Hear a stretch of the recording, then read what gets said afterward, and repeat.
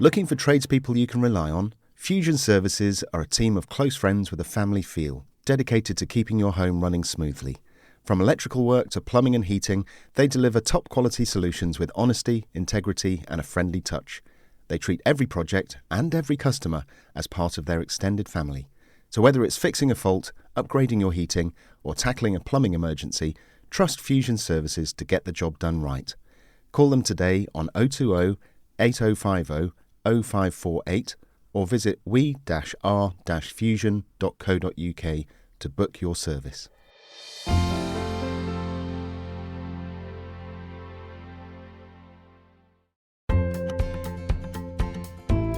This time on the Sheppertonian.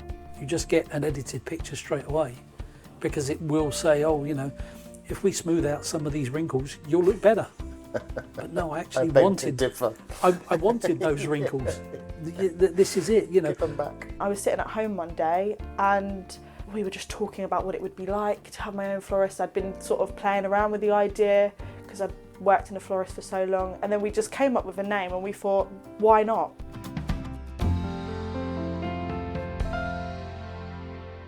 Hello and welcome to the Sheppertonian, your window into our vibrant community here in Shepperton.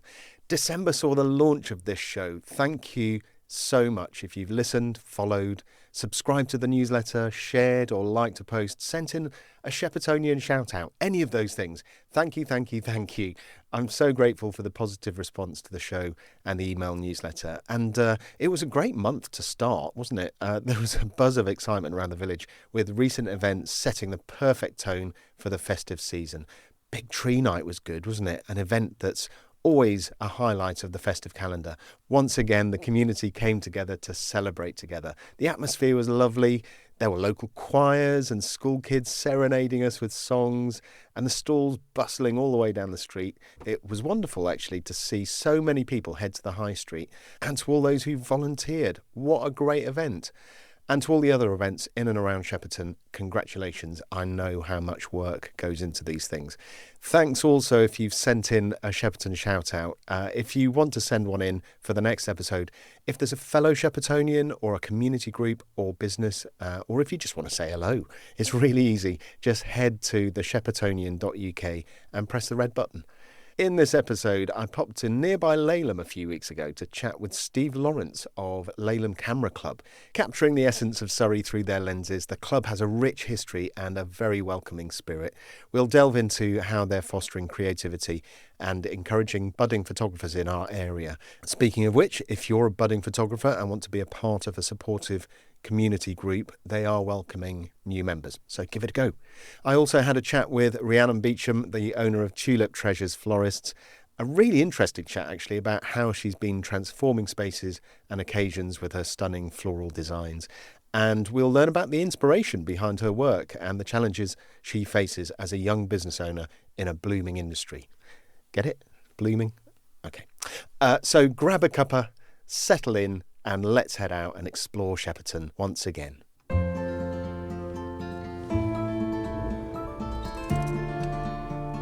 Just arrived. Laleham Village Hall.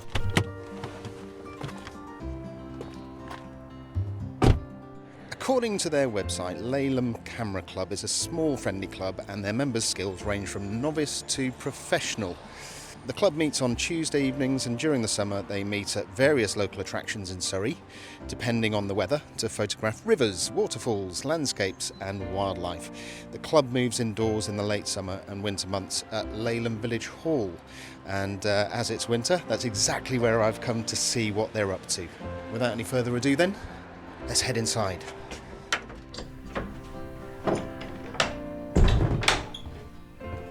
Hello.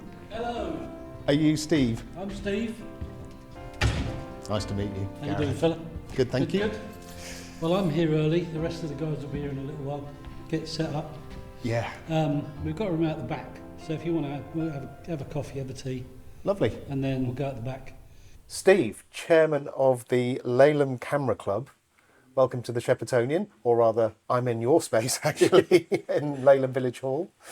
Tell me about the club, when it was founded, what you tried to do here, your role in the community, those kinds of things. Okay. So before my time, the club was actually thought of by some members of an evening class that were learning photography.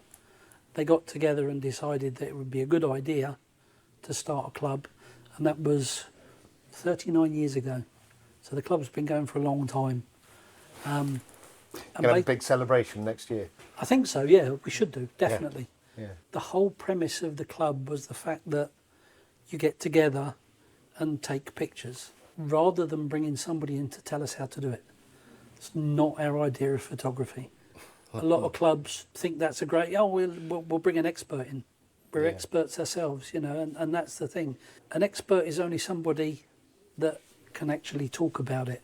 Yeah, and you have a range of abilities and skills in your club, and the more experienced help the less experienced. Absolutely. Yeah. So you'll set a challenge for somebody to do something, or to set up the lights one evening, or to arrange something. So let's say we do a shoot with reptiles. We've done that before. And well, right, now don't forget, you've got to look after the reptile, so you don't want really, really bright lights. Yeah. All right, okay. So they'll organise the lights to take a picture of a reptile. Then you do a model shoot or a bike shoot. Or I was going to say, you mentioned reptiles there, but you do a wide variety of subjects, don't you? Yeah, everything's on the website. Yeah. So it shows we do events within the club that are considered club nights, and that can range from shooting a model, could be a man covered in tattoos, could be an old person with a really, really interesting face, could be a model that's used to modelling clothes, hair, whatever. We just pick those. Do you get people volunteering to model? We model ourselves if we can't get a model to turn up. Okay. So we've had that in the past where people have said, yes, I'll do it. Okay. And then come the night, I can't make it tonight. Right, yeah. So we'll just step in and... get the jitters. Yeah. But it's got to be quite daunting for somebody to stand in front of the lights. Usually we'll have 10, 15 people here. And you imagine standing in front of those lights with 10 or 15 photographers taking 20, 30 pictures. Yeah. Those flashes are going off quite a lot. Yeah. So it can get to you. A bit overwhelming. Yeah. So we're here in December in Laleham because it's so cold outside, but you do go out and photograph events, and what are some of the things that you go out to achieve? When we go out, I mean, probably next week, depending on weather, we'll find somewhere to go and take pictures of Christmas lights. So this is our last evening in the hall this year. Next week we'll go out and we'll take photographs of Christmas lights. We may go to a park, Windsor Parks, somewhere like that. Or if we can't organise it quick enough, or if they say, oh no, you're professionals, you can't, we'll just go to a town and pick the best lights we can find. So what have some of the highlights of this year been for you, going out and about? Going out and about. Some of us we shot the Great River Race, which was from Millwall to Ham. Very intense. 3,000 photographs from 2 people. We shot the Staines 10K, I think for the 4th time. That was 5 photographers, and that was about 5,000 or 6,000 photographs. We do all of this, we put all the images on our website and then provide them free of charge for everybody. And a usual programme that we would have would be to go out and about around the local area. So Bushy Park, Staines Moor, places like that. We'll walk along the River Thames just to see what you can see. And it's always different. It's never the same. Yeah. You mentioned that you offer your photos out for free. In terms of getting money in then, you encourage donations for your work, or how does that work? We have done. The problem is people are reluctant to pay for an image that they can see on a website and think they can get the same image just by copying it. Yeah. You can't, but they think they can. And it's one of the challenges of things nowadays. People look at all photography, they look at all websites on a mobile phone. If you're lucky, they'll look on an iPad or a tablet. But because they're looking on an iPhone, you can't see the quality. You can't see the difference. So talking about that quality then, what would members gain from joining a club like this in terms of technical skill and more from being part of a club? So being part of a club, if you're a photographer, we've had one of our members win a competition with a mobile phone shot. So it's possible. Yeah. And you know, it's not just about taking a technical photograph. It's about getting the light right, getting something in the right position. You showed me a photo earlier of the boat race, and it was perfectly framed in front of the Houses of Parliament. And I asked you, do you know when you've taken a good shot at the time? And you said, resounding yes. Absolutely, yeah, you do. You know when you've got the shot, you know when you've got the person. And when you're in a situation like that, where I'm not saying the boats were slow, but they're not motorsport fast, they're not motorbike fast, or even wildlife fast. They're moving quite slowly. So you're right, here's my picture, there's the Houses of Parliament, where's the boat? There it is, click. So you actually build it, and this is the main thing you'd learn from a camera club. Yeah. It's not just about taking a picture, it's knowing what you're going to take a picture of. And looking out in the hall there this evening, you have some enormous equipment. So we've had a donation this year from the Staines 10K, who are appreciative of the work that we do for them, and they sponsored us to buy 2 new backdrops, which was fantastic. Wonderful. You know, and it's part of the collaboration between us. Yeah. You know, and it's like, will you be there next year? Of course we will. Yeah. Because we enjoy doing it. It's something to enjoy while you're taking the photographs. And again, the same thing. You're watching people run down the road and you think, right, let me see if I can get him off the ground. And you'll get a picture of the guy running and both his feet will be off the ground. Or you concentrate on doing that because it's not mad hectic. Now, when we go off to photo things like we go to Bushy Park and you'll be following a bird, or you'll be following a heron that's in the water fishing, and you'll sit there and you think, I know it's going to grab a fish in a minute. Have you got the patience to stand there and wait? Yeah. You know, and yes, we do. That's the thing. You'll go there and you'll have that patience because it's an idea. Yes, some of us might not get the shot, some of us might, but you learn different techniques to make it easier to get a shot like that, which without, you know, our knowledge and talking between us, how did you do that? What did you change then? Yeah. And you're just, well, I did this. Trying to catch a fish jumping out of the water. You'd think it's impossible. It's not, if you've got the right settings on your camera. So you've got constantly learning as part of your USP, I suppose, community as well, helping each other. So it sounds like a really lovely thing you're doing. So where do you see photography going? Are there particular trends that you see cropping up? It's very difficult to become a professional photographer, to actually get paid, simply because everybody has a camera these days. And the saying is, the best camera is the one that's in your pocket. So if you walk around with your DSLR or your mirrorless in your pocket, that's the best one to have. You're more likely to have your phone. So things now are moving more towards phones. Phones have so much AI built into them that they polish up your image. The problem is... you can put people into photos now, can't you? But that's it. You can now make a photo in a camera or in a mobile phone that doesn't really exist. You just get an edited picture straight away because it will say, oh, you know, if we smooth out some of these wrinkles, you'll look better. But no, I actually wanted those wrinkles. This is it, you know. Give them back. People are so used to mobile phones now, but that's where it's going. You know, mobile phones, the technology inside them, it's amazing. It really is. And a lot of the mirrorless cameras are now using mobile phone technology within them. Ah, that's interesting. So yeah, so there's camera outside. One of the members has got. It'll take 32 pictures. And it will build another one out of those 32 pictures. Wow. Yeah, so what I was saying about something being good for macro photography, that thing does it in camera. We're living in the future. Yeah.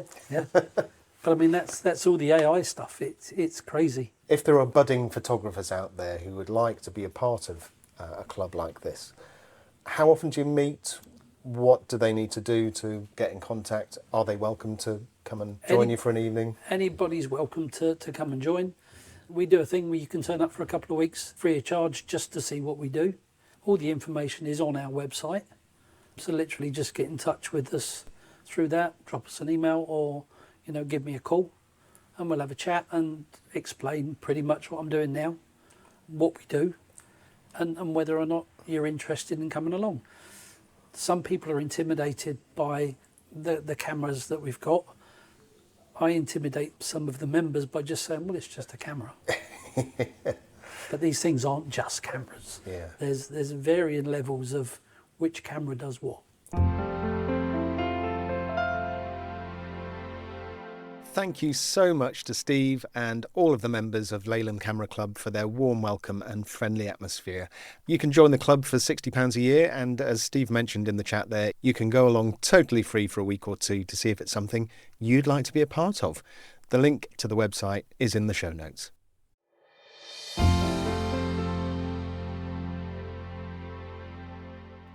Boaters and adventurers, Lyndon Lewis Marine in the heart of Shepperton Marina is your local go-to business for boating gear, hardware and tools. From Cala gas and marine grade paint and varnish to electrical essentials and water safety gear, they have you covered.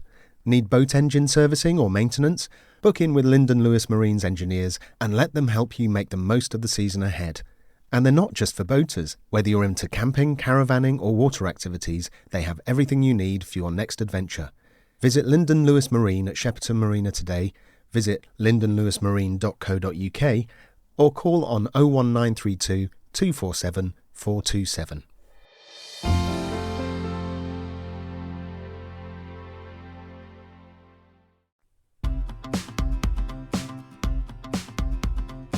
I'm sitting in Tulip Treasures Florist with Rhiannon, the owner. A bit of a mouthful, yeah. Hello, Rhiannon. Hello, nice to meet you. This is a lovely space. Thank you. But let's start with your favourite flower. What is your favourite flower? Oh, it's definitely a sunflower. Sunflower? Yes. Why is that? Yeah. I just think at any point of the season, they're colourful because the yellow is quite a lovely colour. They're cheerful. They always cheer people up. And they're quite big as well. So they always look really lovely in a bouquet. Yeah, if you pass a primary school, they're always like 12 foot high. Yeah. You can get really tall ones. So I can buy them nearly as tall as me. Obviously, I'd never used them that tall. But yeah. A bouquet of massive sunflowers would look quite That would funny, be a bit wouldn't it? extravagant, yeah, definitely.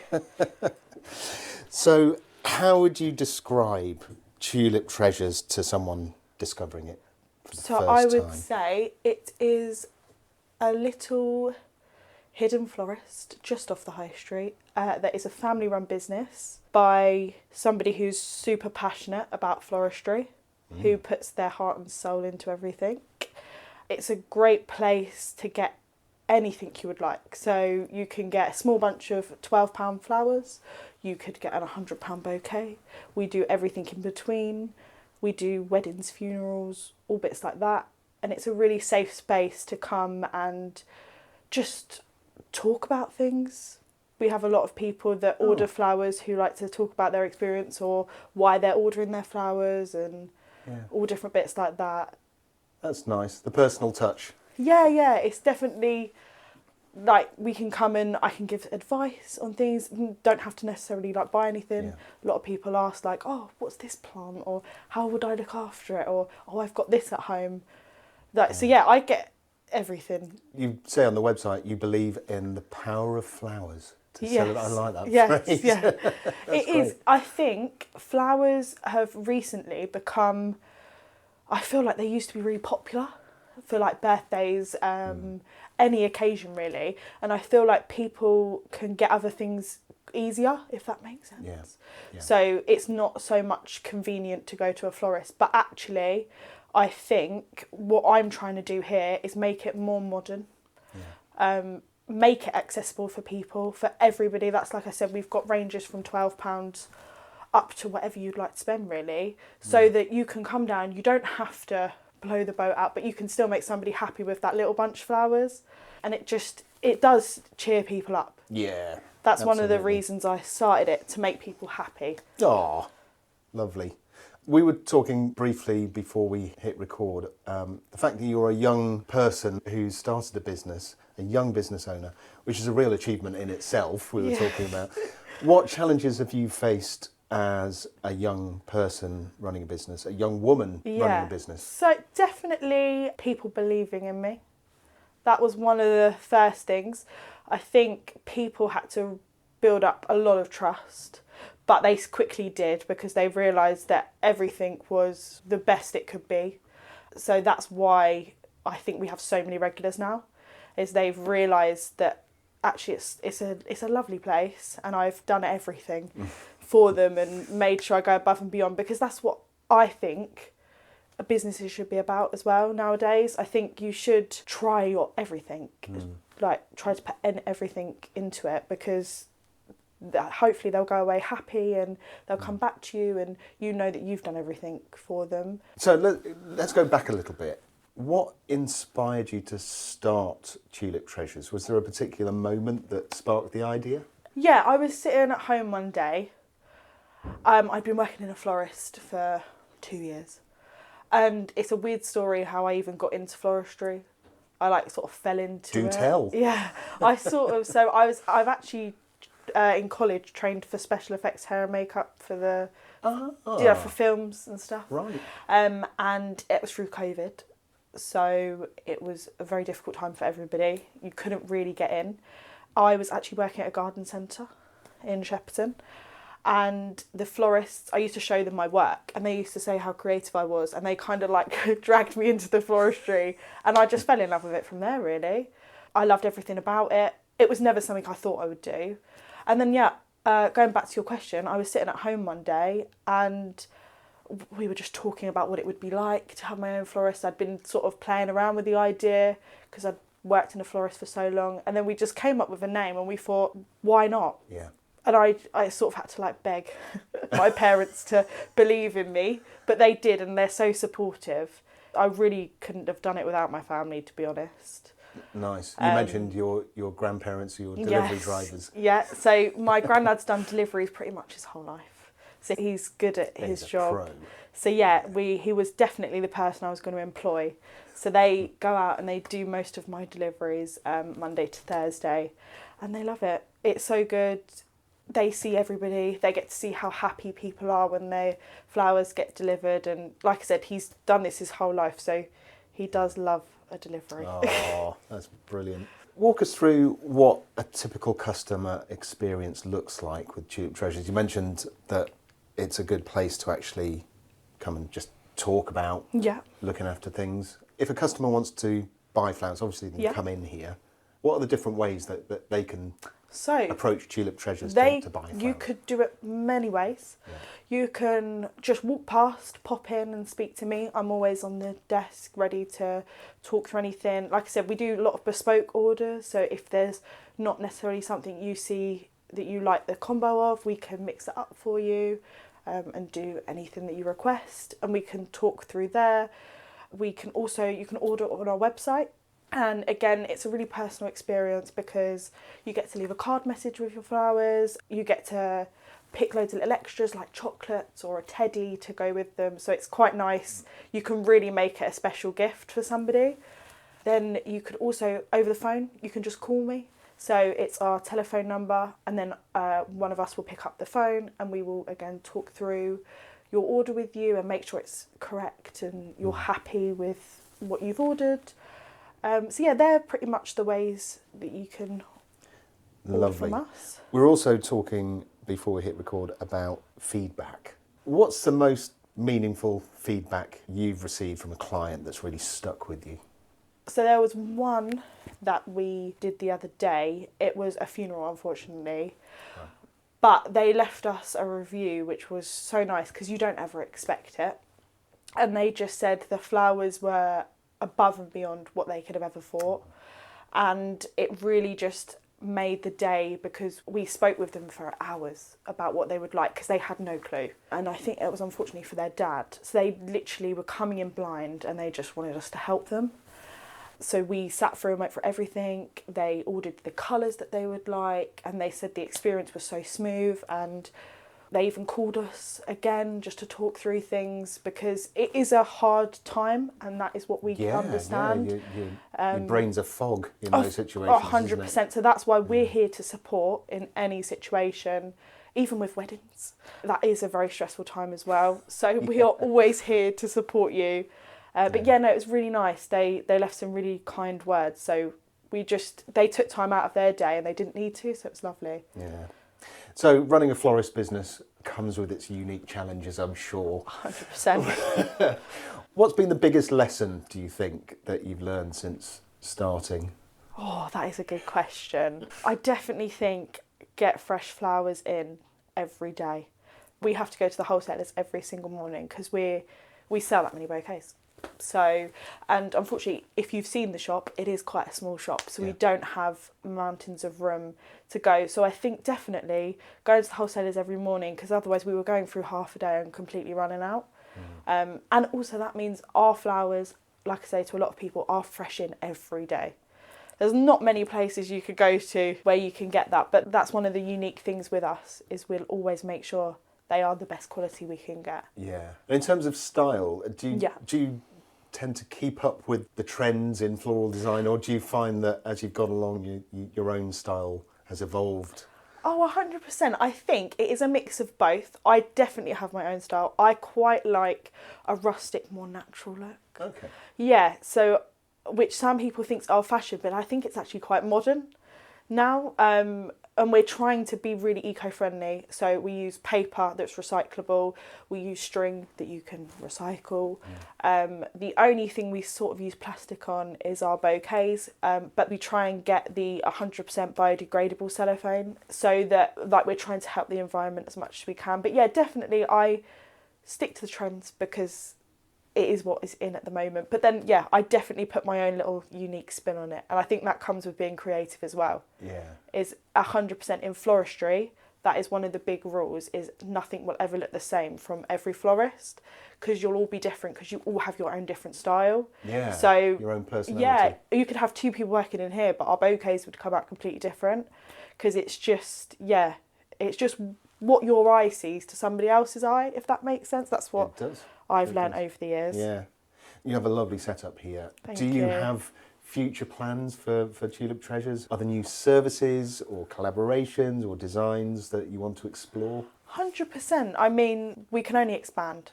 We'll never stop. We'll only keep going and keep striving for that next goal. I mean, we're trying to offer out subscriptions to people so that they can have flowers every 2 weeks or every week in their home, to have a nice fresh bunch that gets delivered to their door, and it would be a florist choice. So we've got a few members of the subscription, but we're looking to expand that.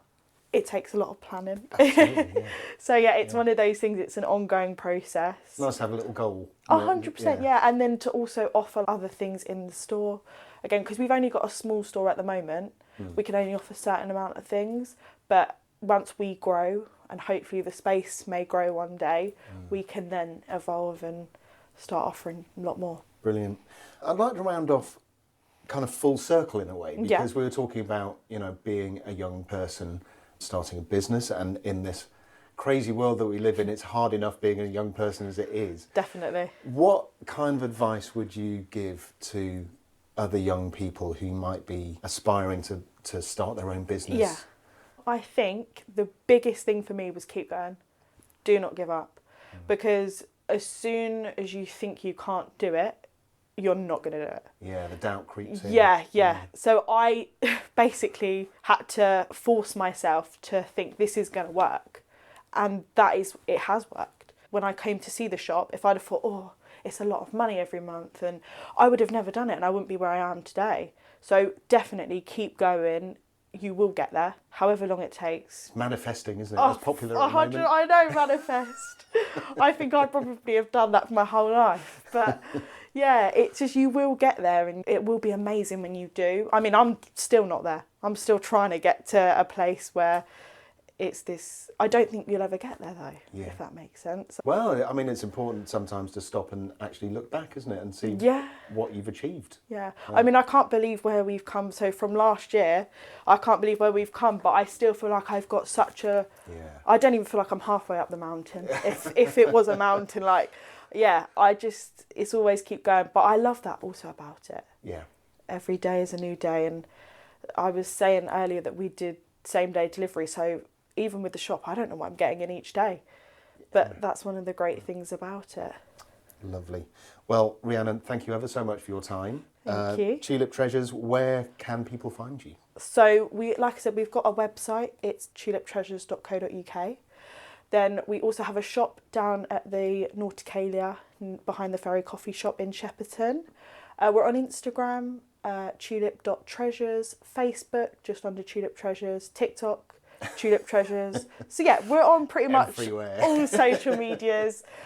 You'll probably, if you live in Shepperton, you'll probably see our van. It's got loads of tulips on it driving about. So yeah, thank you. Well, thank you very much. Thank you. And good luck. Thank you. What's going on in Shepperton? Sponsored by Shepperton Matters. On Tuesday the 14th of January at 1:30pm, the Patient Cancer Support Group meets at Shepperton Medical Practice. The group meets on the second Tuesday of every month and offers patients a safe and relaxed place to express their feelings, concerns and fears, as well as having a chat with others in a similar situation. You will be assured of a very warm welcome. From Thursday the 16th to Sunday the 19th of January, it's 1001 Arabian Nights and a matinee. That's at the Riverside Art Centre, 57 to 59 Thames Street in Sunbury-on-Thames.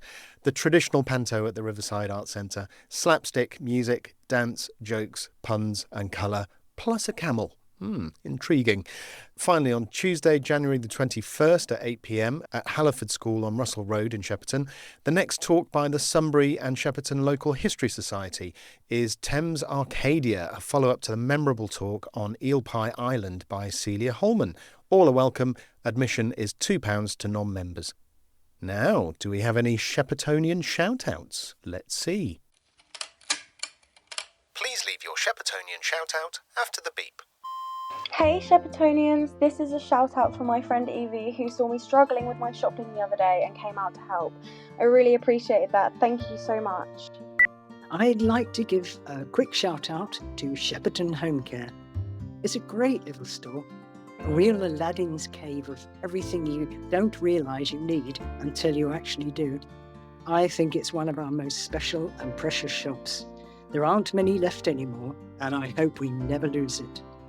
Oh, and I'm very much looking forward to the next podcast. Bye for now. Right, Sheppertonians, I just wanted to give a big shout out to the organisers of Big Tree Night. It was really good fun and an amazing turnout, and all the drinks were pretty good too. Wanted to give a shout out to Danes and Gray, the butcher on the high street, always friendly, make me laugh every time I'm in there. But the turkey crown, as always, was just gorgeous, as were the pigs and blankets, as was everything else that I ate to my own body weight in. But just big shout out to the guys there, they're just fabulous. Thank you for joining us on this episode of The Sheppertonian. Don't forget to follow on your favourite podcast platform so you never miss an episode, and visit thesheppertonian.uk for updates, news and to subscribe to the email newsletter. Until next time then, see you around.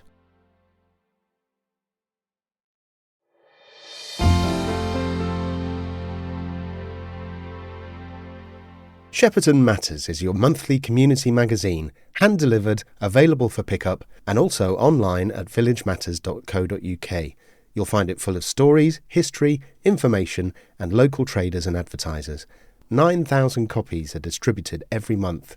Call Monica Jones on 07979 808 991 for more information.